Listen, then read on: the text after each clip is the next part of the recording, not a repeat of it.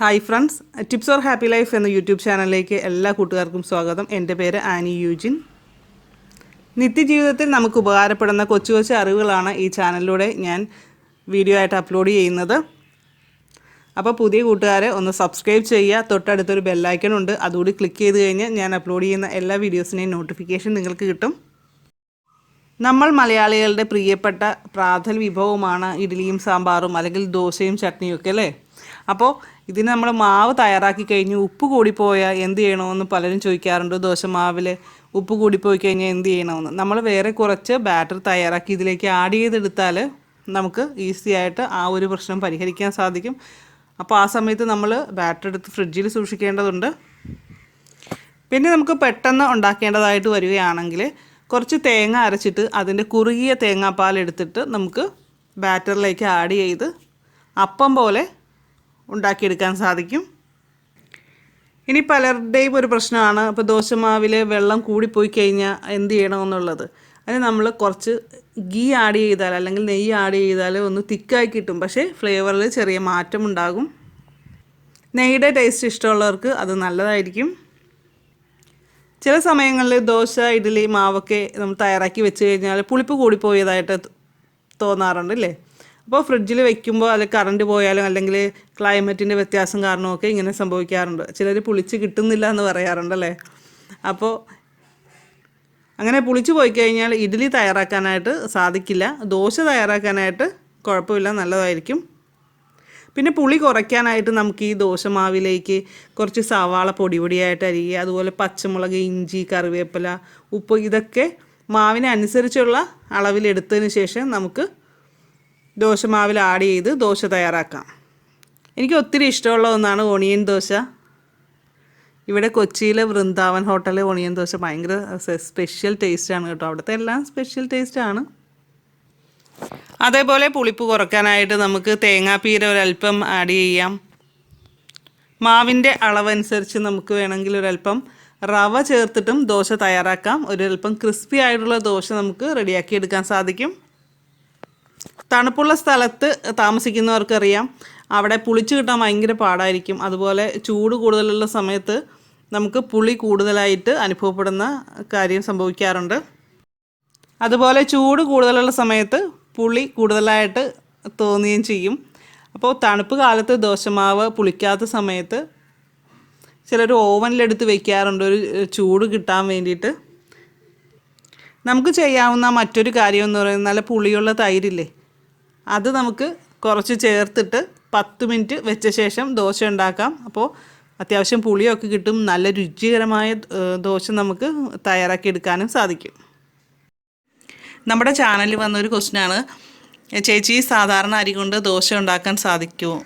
ഞാൻ ജോർദാൻ എന്ന സ്ഥലത്താണുള്ളത്. ഇവിടെ ഇപ്പോൾ തണുപ്പാണ്, അതുകൊണ്ട് ദോശ ശരിയാകുന്നില്ല. ഒരു ഐഡിയ തരുമോ? ഇതിപ്പോൾ നിങ്ങൾക്ക് ആർക്കെങ്കിലും ഉപകാരപ്പെടുമെങ്കിൽ അതിനുള്ള മറുപടി ഞാൻ പറയാം. അരിപ്പൊടിയും ഉഴുന്നുപൊടിയും ചേർത്തിട്ട് ഉണ്ടാക്കാം. പിന്നെ തണുപ്പുള്ളിടത്ത് മാവ് റെഡിയാക്കിയതിന് ശേഷം നമ്മൾ മറ്റൊരു പാത്രത്തിൽ ചൂടുവെള്ളം ഒഴിച്ച് വെച്ച് അതിലേക്ക് മാവിൻ്റെ പാത്രം ഇറക്കി വയ്ക്കുക. ഇടയ്ക്ക് വെള്ളം തണുക്കുമ്പോൾ ആ വെള്ളം മാറ്റി വീണ്ടും നമ്മൾ ചൂടുവെള്ളം ഒഴിച്ച് വയ്ക്കുക.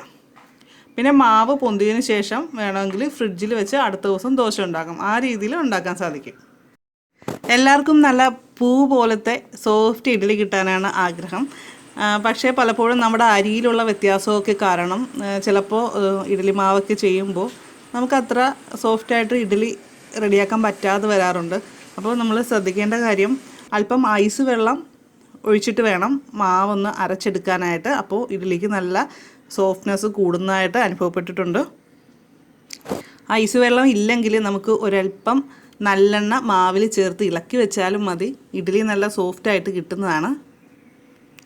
പിന്നെ ഇഡ്ഡലി ഉണ്ടാക്കുമ്പോൾ എല്ലാവരും ചെയ്യുന്ന കാര്യമാണ് ഇഡ്ഡലി പാത്രത്തിൻ്റെ അടിയിൽ ഒരല്പം വെളിച്ചെണ്ണ പുരട്ടി വെക്കുക എന്നുള്ളത്. അതിനുശേഷം മാവ് ഒഴിച്ചു കഴിഞ്ഞാൽ നമുക്ക് അടിയിൽ പിടിക്കാതെ കിട്ടുന്നതാണ്. മറ്റൊരു കാര്യം ശ്രദ്ധിക്കാനുള്ളത്, ഇഡ്ഡലി മാവ് അരയ്ക്കുമ്പോൾ അതിന് ഉഴുന്നും അരിയും ഒക്കെ വെവ്വേറെ അരിച്ചെടുക്കാനായിട്ട് ശ്രദ്ധിക്കണം. ഇങ്ങനെ ചെയ്യുന്നത് നമ്മുടെ മാവ് സോഫ്റ്റായിട്ട് കിട്ടാനായിട്ട് നല്ലതാണ്. മറ്റൊരു കാര്യം നമ്മൾ നോക്കാനുള്ളത്, ഉഴുന്ന് നമ്മൾ അരയ്ക്കുന്ന സമയത്ത് പരമാവധി കുറച്ച് വെള്ളത്തിൽ വേണം ആട്ടിയെടുക്കേണ്ടത്. ഇത് മിക്സിയിലോ ഗ്രൈൻഡറിലോ എങ്ങനെ വേണമെങ്കിലും നമുക്ക് റെഡിയാക്കി എടുക്കാൻ സാധിക്കും. ഞാൻ കൂടുതലും മിക്സിയിലാണ് ചെയ്യുന്നത്. നമ്മൾ ഇഡ്ഡലി മാവ് ഒരു ദിവസത്തേക്കല്ല മിക്കവാറും പേര് ഉണ്ടാക്കുന്നത്, 2-3 ദിവസത്തേക്കൊക്കെ ഉണ്ടാക്കാറുണ്ട്. അപ്പോൾ നമുക്ക് പല രീതിയിൽ ഇത് നമുക്ക് പ്രിസർവ് ചെയ്ത്, അതായത് സൂക്ഷിച്ച് നമുക്ക് ഫ്രിഡ്ജിൽ വെക്കാം. ഞാൻ സാധാരണ ചെയ്യുന്നത് 2 ദിവസത്തേക്കുള്ളതൊക്കെയാണ് ഉണ്ടാക്കുന്നത്. അതിൽ കൂടുതൽ ദിവസത്തേക്കൊന്നും വെക്കാറില്ല.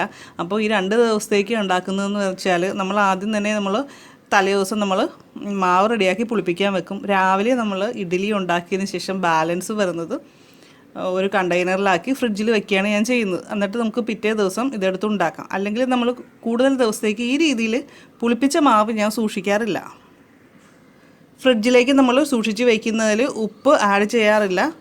അത് പിറ്റേ ദിവസം നമ്മൾ ഉണ്ടാക്കുന്ന സമയത്താണ് ഉപ്പ് ചേർത്ത് റെഡിയാക്കുന്നത്. അതേപോലെ ചില ആൾക്കാരുണ്ട് ദോശമാവ് അല്ലെങ്കിൽ ഇഡ്ഡലി മാവൊന്നും മാറ്റുന്ന സമയത്ത് ഇളക്കാതെ അങ്ങോട്ട് മുകളിൽ നിന്ന് കോരി മാറ്റുന്ന ഒരു ഇതുണ്ട്. ഞാൻ അങ്ങനെയല്ല കേട്ടോ ചെയ്യുന്നത്. ഞാൻ നന്നായിട്ട് ഇളക്കിയതിന് ശേഷമാണ് കുറച്ചെടുത്ത് ഫ്രിഡ്ജിലേക്ക് മാറ്റി വയ്ക്കുന്നത്.